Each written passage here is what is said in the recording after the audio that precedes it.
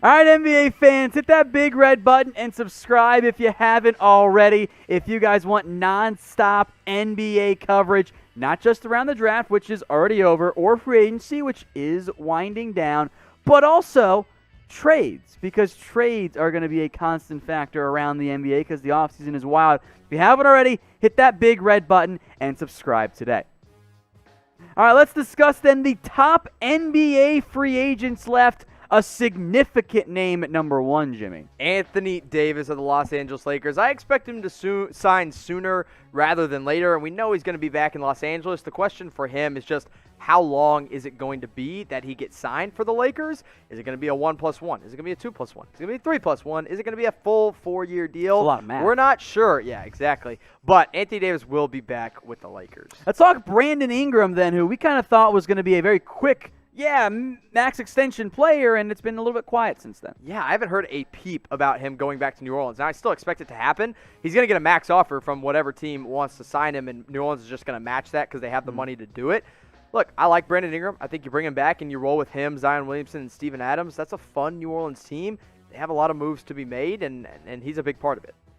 Let's talk now about Bogdan Bogdanovic, who was supposed to go to the Milwaukee Bucks, and then that deal fell apart. And then there was a report that, the Hawks are going to make a deal for him, and then they signed Danilo Gallinari. The Lakers have been linked to him. What happens to Bogdan here?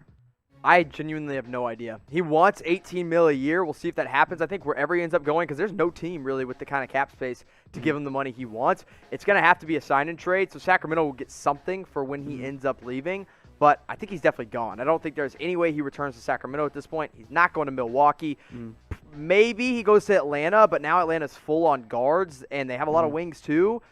I don't know where Bogdan ends up, but he is definitely by far the third best free agent left on the board. Let's talk Boogie then. DeMarcus Cousins, who was upset with the offers he got, goes to the Warriors and then gets banged up and has never been the same guy since then.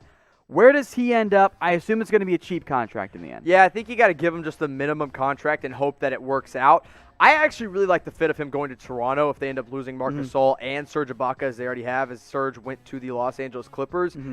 I don't know where Boogie ends up. All I know is that I want him to go to a team where he gets a chance. And because, hey, if it doesn't work out, we know he's done for it. But I think one more year for Boogie could serve him well and serve the NBA well as well. So get your votes in here. What team should sign DeMarcus Cousins? Who should sign Boogie in there? People are just spamming Boogie now in the comments. I appreciate that one. We've made the connection a lot in recent years about the Celtics. It seems that has never really materialized in any way. I still think they kind of make some sense, though. They make a little bit more sense now, but they ended up getting it there, or they ended up getting Tristan Thompson, so I think they're okay in the middle. Boogie still could make a little bit of sense for Boston, but we'll have to wait and see. This will be the pinned comment on today's video, by the way. So if you get that ad break here on YouTube, scroll on down and get your votes in. Hassan Whiteside checks in at number 5 here as part of a upcoming run on big men, I'll say. Yeah, Hassan Whiteside, I've seen rumors that the Hornets are interested as they do need a big man. So who knows? Maybe he ends up in Charlotte. All right, you got 3 big men in a row here, Jimmy. Break them down. Aron Baynes, he's a stretch 5 that's going to contribute to a team that wants to win right now. I'm kind of surprised Phoenix isn't at least interested in bringing him back, but no word there. Marc Gasol's getting looks from the Golden State Warriors. Again, another guy that could contribute right away. I love Chris Boucher of the Toronto Raptors, kind of a Pascal Siakam starter kit. Not ever going to reach that potential, I don't think, but he's closer. I think he goes back to Toronto, though, for Chris Boucher. I also like Langston Galloway. He's a guy that can come in, and he's a solid three-point shooter. He's reliable at the guard position, can play a little bit of small forward. And then LeBron James's guy, Shabazz Napier, is still available from the Washington Wizards. Maybe, probably not. I don't know where Shabazz Napier ends up, but it seems like any team he goes to, he has fun and gives you fun spurts of energy, and then doesn't really do a whole lot after that. All right, folks, let us know in the comment section who you want your team to sign. Probably going to mention your team as well, but there are still some notable free agents left out there. It's not the same massive grouping that was available at the start, but there are still some quality role players out there. So let us know in the comments who you want your team to sign. Now, hopefully everyone out there is staying safe and staying healthy and not getting sick. You can help yourself out by doing that by heading over to chatsports.com/NBA Mask.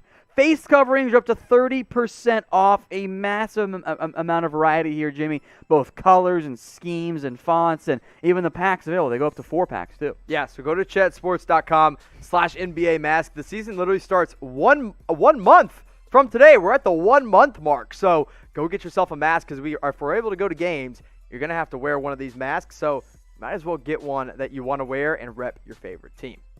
Let's move along now with some more top NBA free agents left. Some former highly paid players in Reggie Jackson and Kent Bazemore. I still think Kent Bazemore can contribute to a winning team. Reggie Jackson doesn't play any defense anymore, but still a solid scoring option for a team as a backup point guard. Dewayne Dedmon got waived as he got traded and bounced around this offseason, was traded to the Pistons and then immediately waived. He's still available, a guy that can stretch the floor for a team. Moe Harkless actually just signed with the Miami Heat, so he is not available at this point. And then Juancho Hernangomez, number 15 on our board here, as he's kind of that hybrid big man for the Minnesota Timberwolves. And so a couple players are still out there, I should say. But who has been the biggest winner so far in NBA free agency? Let me know in the comment section. Jim, I'll put you on the spot here. One team, free agency only. Who's the biggest winner? It's got to be the Lakers. Getting Montrezl Harrell on the mid-level exception and then signing Wesley Matthews for $3 million. And I know he's not a free agent, but the Dennis Schroeder pickup was also really nice. I also really like what the Atlanta Hawks are doing. So those two teams are probably my biggest winners.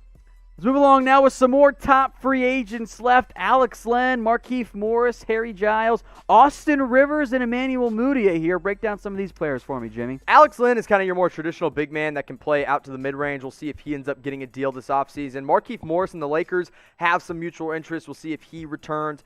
Harry Giles is kind of one of those reclamation projects where he was very, very highly recruited coming out of high school and then out of college, and then because he was on the Kings, he didn't really pan out. Austin Rivers is a guy that I wouldn't be surprised to see him go play for his father, on the Philadelphia 76ers. And then Emmanuel Mudiay, a guard that, hey, he can't shoot, but he can still be a playmaker for a team. He proved himself pretty worthy of a backup spot in Utah. All right, folks, if you haven't already, please subscribe to us here at Chat Sports. The goal is 225K. We're at almost 222 right now and growing every day. Now, we have 3,700 people watching live right now, and I know not all of you are subscribed, and that's okay. This is your opportunity, though. Hit that big red button and join us today. All right, the last 5 of your top 25 here, Jimmy. Take us through it.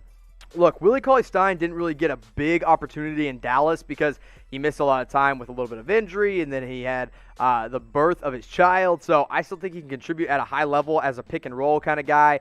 Kyle Korver, of course, one of the best shooters of all time in the NBA. Still just shooting in the corner. Hey, you can put him anywhere, and he will shoot. He'll get a deal somewhere this offseason. To the Lakers? Potentially.